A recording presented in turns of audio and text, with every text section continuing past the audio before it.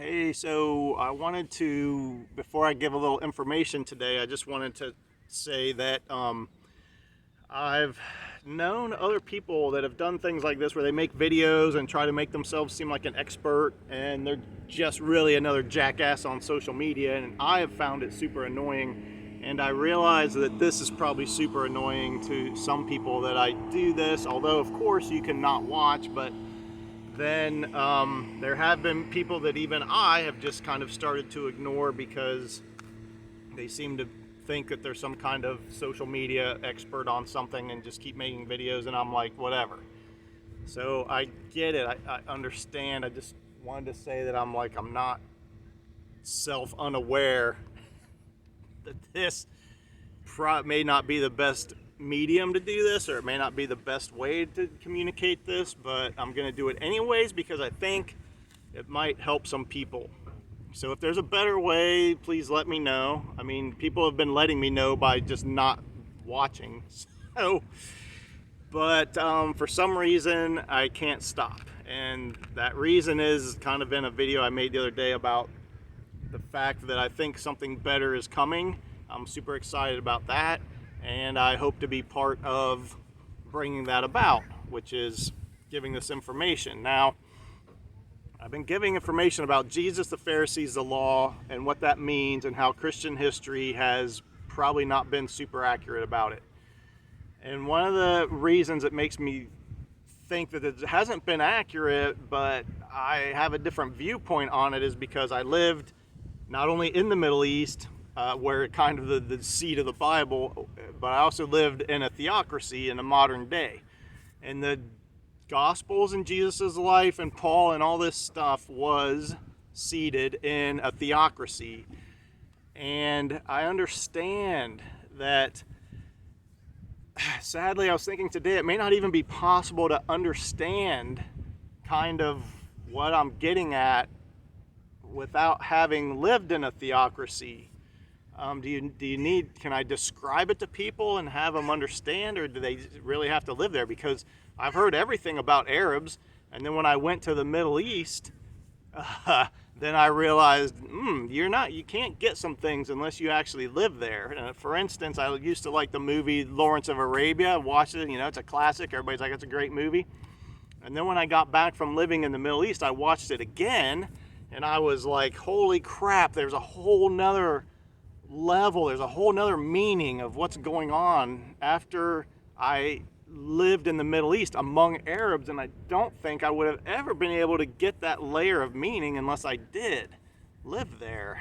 So I guess, am I just wasting my time? I don't know, but I'll try to explain it. And I mean, so America is not a theocracy. So when we do theology and come up with churches and stuff in America, and then we export that to other parts of the world, it's become weird because we haven't understood this biblical context of theocracy. We have separation of church and state. Like, all of our religion's done over here, then our politics is done over here, and not only that, then all of our business is kind of more or less done over here. And sometimes it all intertwines, but mostly we try to keep it separate.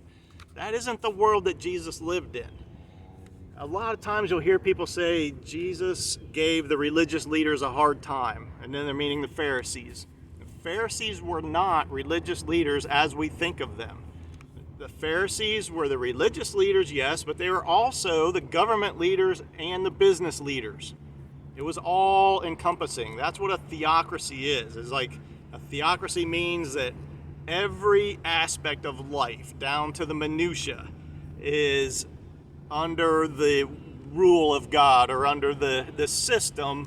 In the case of Israel, it's the law of Moses. In the case of Islam, it's like Sharia law and the Allah version of God and this kind of stuff.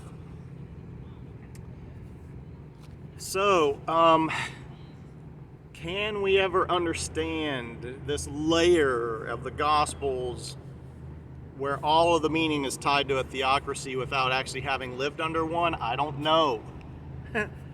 But it's super important.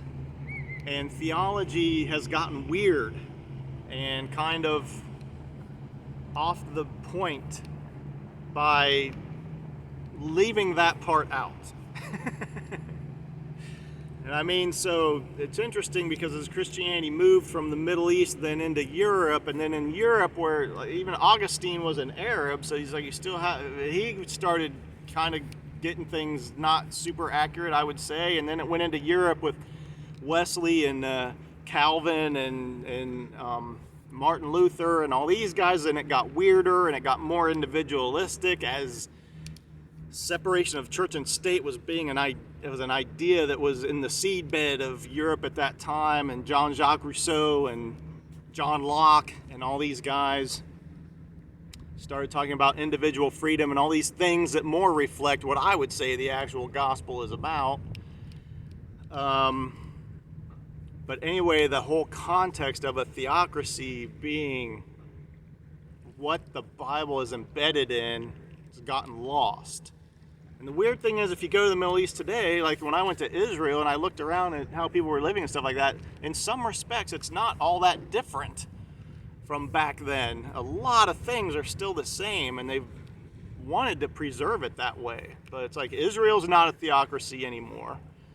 Most of the Middle Eastern countries are in theocracy in name, like in the old guard still wants it, but the youth and the governments are actually more progressive, and man, that causes a lot of tension. That's a whole nother story. I got a nice little minor in political science from Ohio State in my back pocket that went through all that stuff of the Western involvement in the Middle East and what that's done over there. Not all bad, but not all good. So anyway, I'm just kind of going on at this point, but if anybody has any ideas about whether it's possible to understand the context of theocracy without having lived in one, give me some feedback or whatever. And thank you for listening. I hope this helps some people. Peace out.